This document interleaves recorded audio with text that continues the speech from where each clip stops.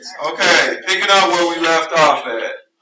We had x squared minus 4, and then in the second parenthesis, we have x squared plus 4. Now, again, we have the conjugate, so we'll multiply the first times the first to give us x to the 4, and negative 4 times a positive 4 will give us a negative 16. Now, if you look at this here, this technically is the difference of two squares, but we haven't got to factoring yet, so this would be your final answer. Matter of fact, I just circle this up. So it'd be x to the 4th minus 16. Now we go to the last page of this section. Now, this is just basically a mixed practice. It's over everything that we've covered in this section. So we could go through this step by step. Again, we have two parentheses and they're subtracted from each other. We look and see if there are any exponents, if there are any like terms or anything multiplying on the outside of them. We have none of those. So we would drop the first parenthesis. We had 3a squared minus 6ab plus 2b squared. Now because it's a minus in front of the second parenthesis, it changes the sign of everything inside of that parenthesis. So that would be a negative 5a squared minus 3ab plus 7b squared. Now we combine the like terms. 3a squared minus 5a squared is a negative 2a squared. Then we add negative 6ab minus 3ab, which is 9ab. Then finally 2b squared and 7b squared is 9b squared. And that is your final answer. Now we look here at b. This is just basically the distributive property. So we would take negative 5xy times 3x squared, negative 5xy times a negative 7xy, and then negative 5xy times 9y squared. So now negative 5 times 3 is negative 15. X times x squared is x cubed. And then we will bring down our y. Negative 5 times negative 7 is positive 35. X times x is x squared. And y times y is y squared.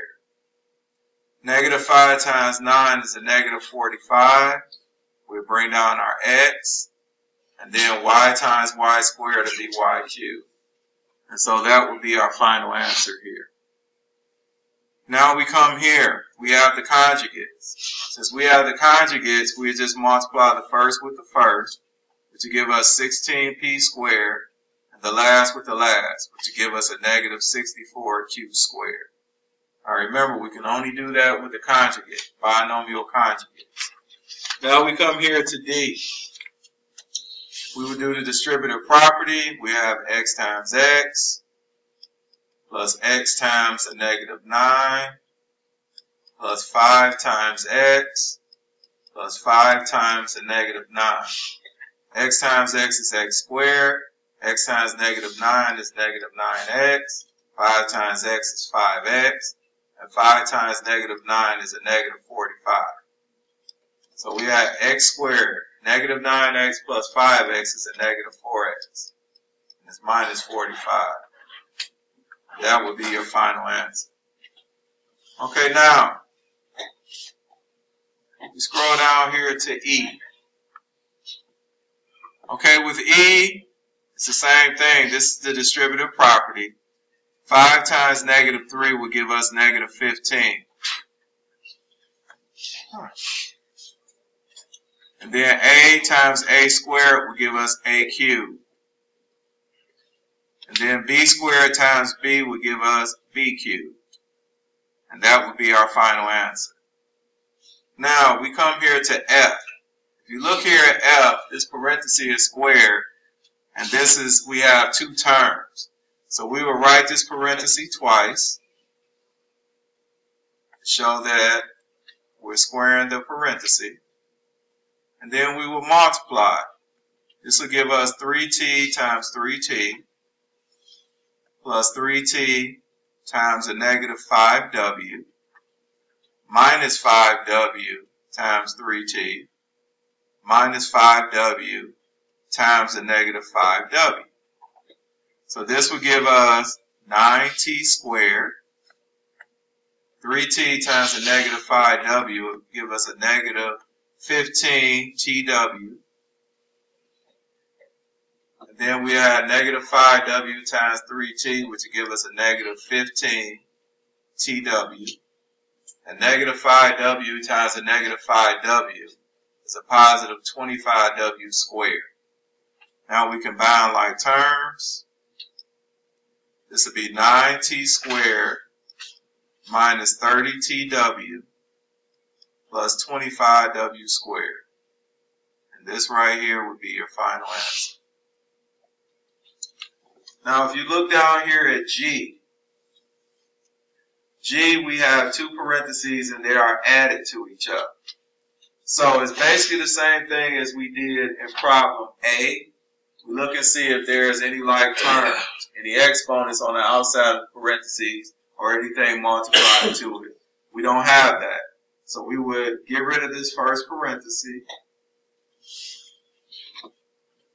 Then the second parenthesis, since it has a plus in front of it, we would keep everything in the second parenthesis and its signs. So we got negative 7m squared minus m plus 3.